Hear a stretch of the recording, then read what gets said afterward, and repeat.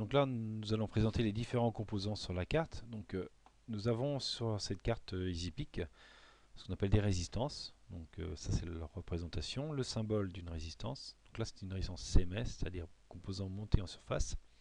Elle fait 1/8 de watt. Là nous avons un condensateur ou une capacité. Généralement on dit un condensateur de capacité de 10 micros par exemple. Donc là la résistance ici elle vaut 1,002, donc elle vaut 10 kΩ.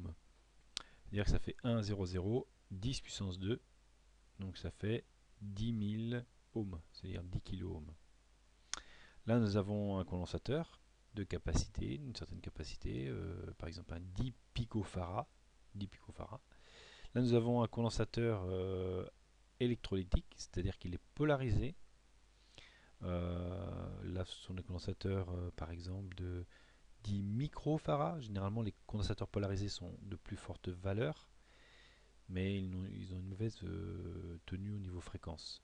Ces condensateurs ici peuvent travailler en haute fréquence, c'est-à-dire des appels de courant rapide, ils vont répondre. Là, un chimique, on appelle ça un chimique, un électrolytique chimique, va mal réagir à un appel de courant rapide.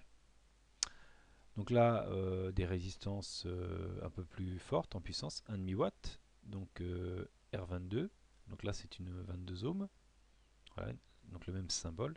Là c'était 1/8 de watt, donc là on a 4 fois plus de puissance, 0,5 watt, 1,5 watt. Là, Ferrite Bead, c'est une self de choc, c'est-à-dire ça permet d'éviter des appels de courant trop rapides. Donc, le condensateur, lui, il lisse la tension, la bobine, elle lisse le courant. C'est-à-dire, le condensateur évite des chutes de tension, la bobine évite des pics de courant. Donc la tension, je rappelle, c'est U, le courant, c'est I. Ça, c'est une bobine, une plus forte valeur généralement. Donc elle est en CMS, la composant motosurface, et ça c'est son symbole. Donc là généralement on vaut 10 millions RI par exemple. Là on a une diode Schottky.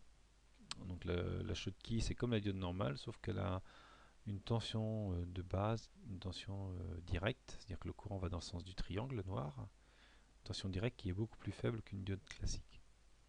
Là nous avons un bouton poussoir, tout simplement, on appuie ici. Généralement ce point là est relié à celui-là. C'est-à-dire que de base, au repos, les deux sont reliés. Ça permet de faire des cavaliers, c'est-à-dire de passer d'une couche à une autre. Et quand on appuie sur le bouton, on relie ces deux pôles-là. Clac.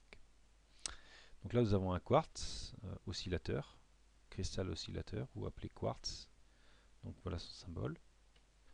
Là, nous avons une diode classique, une diode au silicium.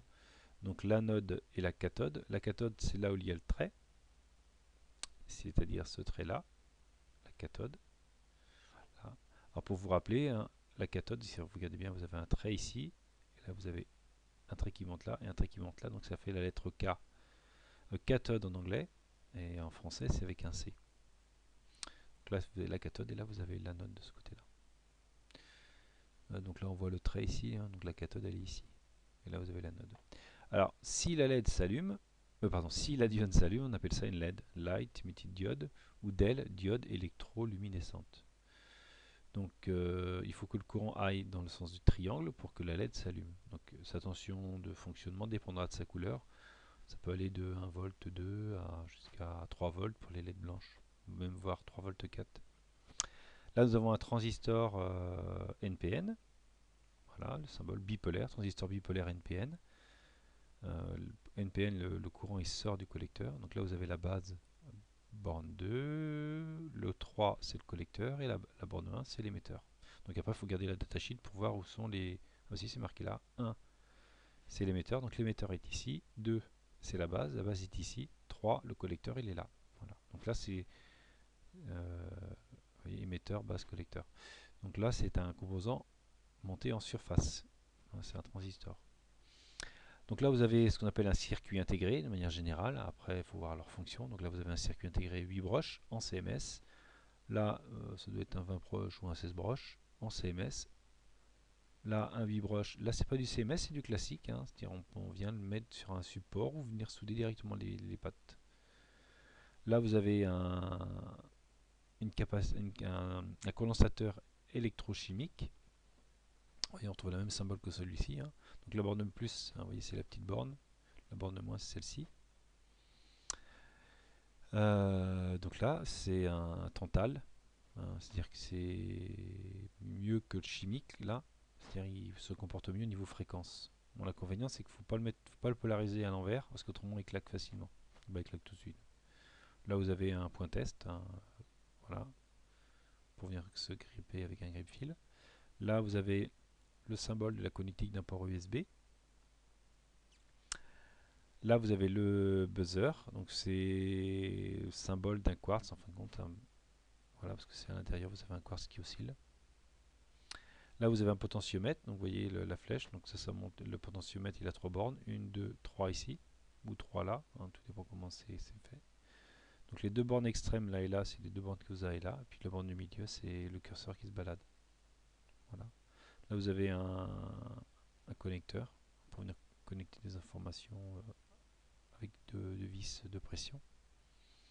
Là, vous avez le RJ12, voilà, qui a 6 plots de connexion.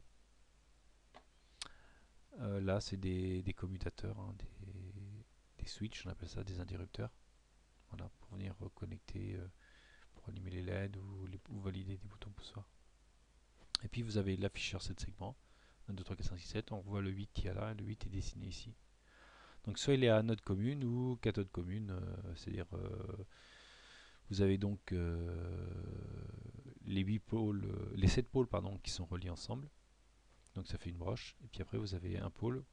Donc c'est-à-dire en tout vous devez avoir 8 broches, une pour valider en gros, puis 8 pour allumer. Pour allumer, hein, c'est-à-dire 8, une par segment. Une broche par segment et une broche commune. Voilà, ensuite on a tout le schéma de la carte, hein. Donc ça veut dire que toute cette carte là, le schéma est donné, hein. Donc on peut tout reprendre, voilà, tout est donné. Donc lorsqu'on a validé notre programme, eh bien on peut refaire le routage de la carte, refaire la carte. Donc là on voit la connexion pour venir programmer le pic. Donc le pic il est où? Le pic bah, il est plugué par exemple ici. Voilà. Là vous avez les microbus. Voilà, là vous avez le port USB de communication. Là vous avez l'alimentation.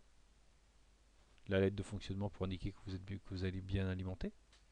Là puis vous avez les LED, les boutons poussoirs, vous avez tous les résistances, tout est là, hein. Tout ce qu'il y a sur la carte. Là, ce qui permet de convertir l'information RS232 vers le port USB. Hein, le LM35 il est ici, vous voyez, il est plugué là entre R1, soit RE1, soit RE2, hein, tout dépend ce que l'on met. Voilà. Donc voilà en gros notre carte de développement au niveau composant.